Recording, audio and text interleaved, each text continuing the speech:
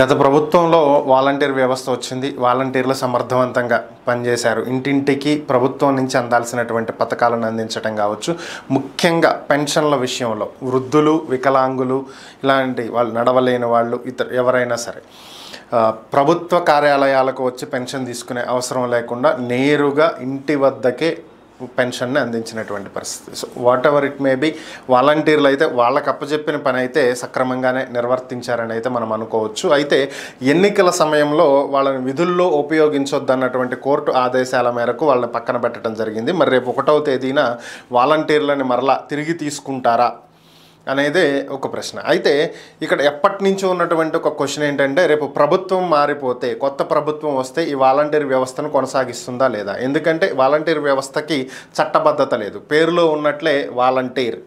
So వాళ్ళు వాలంటరీగా work చేస్తున్నారు. వాళ్ళు చేస్తున్నటువంటి పనికి గాను గౌరవ వేతనం మాత్రమే ప్రభుత్వం చెల్లిస్తుంది. It's not a salary.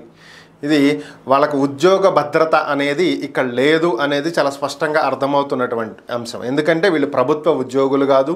ప్రభుత్వం ప్రకారం వీళ్ళకి పే స్కేల్ ఇవ్వట్లేదు. వాళ్ళు ప్రజలకు ప్రభుత్వం తరపున అందిస్తున్నటువంటి సేవలకు గాను, వాలంటరీగా వాళ్ళు చేస్తున్నటువంటి సేవలకు గాను, అంటే స్వచ్ఛంద సేవ అనుకోవచ్చు దీన్ని. దాన్ని గుర్తించి ప్రభుత్వం ఒక గౌరవ వేతనం ఇస్తుంది. సో ప్రభుత్వం మారింది కాబట్టి వీళ్ళని కొనసాగించాలా వద్దా అనేటువంటి నిర్ణయం కూడా ప్రభుత్వం మీదే ఉంటుంది. సో ఎప్పటి నుంచో ప్రభుత్వం కొనసాగించదు, వాలంటీర్ వ్యవస్థని రద్దు చేస్తుంది అంటూ గత ప్రభుత్వ పాలకులు చెప్పుకుంటూ వచ్చారు. మారిపోతే, మేము అధికారంలోకి రాకపోతే పరిస్థితి ఇలాగే ఉంటుందని. సో దానికి తగ్గట్టుగానే ఎన్నికల సమయంలో కొంతమంది వాలంటీర్లు రాజీనామా చేసి గత ప్రభుత్వం తరపున పోటీ చేస్తున్నటువంటి ఎమ్మెల్యేలకు ప్రచారం చేయడం కూడా జరిగింది.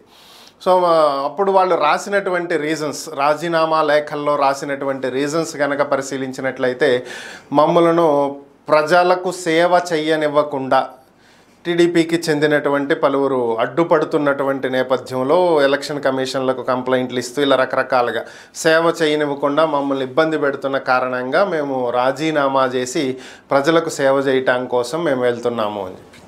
సో ఏదో ఒక రీజన్ రాశారు, అయిపోయింది. అది గతం ముగిసిపోయింది. ఓవరాల్గా 1,00,000కు పైగా వాలంటీర్లు ఈ విధంగా రాజీనామా చేయడం జరిగింది. అనూహ్యంగా 2024 ఎన్నికలు ప్రభుత్వం మారిపోయింది, కొత్త ప్రభుత్వం ఏర్పడింది, క్యాబినెట్ మొత్తం కూడా ఏర్పడింది. ఇక అందరూ ఎవరి బాధ్యతలు వాళ్ళు తీసుకుంటున్నటువంటి పరిస్థితి. మరి ఈ నేపథ్యంలోనే ఎన్నికల ఫలితాలు వచ్చిన దగ్గర నుంచి ఈ రాజీనామా చేసినటువంటి వాలంటీర్లు ఎవరైతే ఉన్నారో వీళ్ళంతా కూడా వివిధ జిల్లాలలో అక్కడ ఉన్నటువంటి ఎంపీడీఓలను, అలానే అక్కడ గెలిచినటువంటి ఎమ్మెల్యేలను కలుస్తున్నటువంటి పరిస్థితి. అటు నెల్లూరు, ఇటు విశాఖపట్నం, అమలాపురం, కాకినాడ, ఏలూరు, ఇలా పలు ప్రాంతాలలో వాలంటీర్లంతా కూడా, అనంతపూర్, అలానే గుంతకల్, ఇలా రకరకాల కర్నూలు, ఇలా వివిధ జిల్లాలలో పలు ప్రాంతాలలో వీళ్ళంతా వచ్చి కూడా ప్రభుత్వంతో ఇప్పుడు ప్రస్తుతం గెలిచినటువంటి ఎమ్మెల్యేలను కలుస్తున్నారు, ఎంపీడీఓల్ని కలుస్తున్నారు. గత ప్రభుత్వంలో అప్పటి ఎమ్మెల్యేలు బెదిరించి మా చేత రాజీనామాలు చేయించారు, మమ్మల్ని భయపెట్టి రాజీనామాలు చేయించారు, మీరు రాజీనామా చేయకపోతే తర్వాత వచ్చేది మా ప్రభుత్వమే, మేమే అధికారంలోకి వస్తాం, అప్పుడు ఎలాగూ మిమ్మల్ని తీసేస్తామని చెప్పి భయపెట్టి మాతో రాజీనామాలు చేయించారు.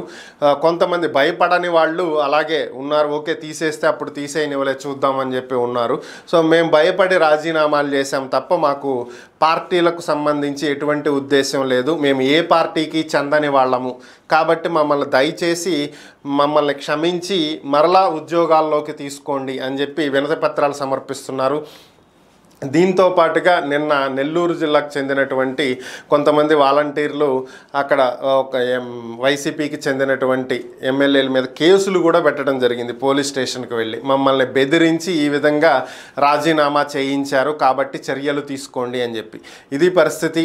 మరి ప్రస్తుతం రాజీనామాలు చేసినటువంటి వాలంటీర్లంతా కూడా తిరిగి విధుల్లోకి తీసుకోండి అని చెప్పి ప్రభుత్వాన్ని అభ్యర్థిస్తున్నటువంటి నేపథ్యంలో మరి ప్రభుత్వం ఏ నిర్ణయం తీసుకోబోతుందో చూడాలి. ప్రస్తుతం రాజీనామా చెయ్యకుండా ఉన్నటువంటి వాలంటీర్లతోటే రేపు వచ్చే జూలై 1వ తేదీన పెన్షన్ల పంపిణీ చేయిస్తుందా, లేదా జూలై నెలలో కూడా జూన్లో ఏ విధంగా అయితే అకౌంట్లలో డిపాజిట్ చేశారో అలానే అకౌంట్లలో డిపాజిట్ చేసి ఆ నెక్స్ట్కి వాలంటీర్ల సమస్య ఏంటనేది చూస్తారా? అసలు వాలంటీర్ల వ్యవస్థను కొనసాగిస్తారా, లేదా అసలు పూర్తిగా వాలంటీర్ వ్యవస్థ అనేది రద్దు చేసి అందరికీ అకౌంట్లకే సంక్షేమ పథకాలు అందేలాగా ఏర్పాట్లు చేస్తారా? మరి ఏం జరిగిద్దో చూడాలి.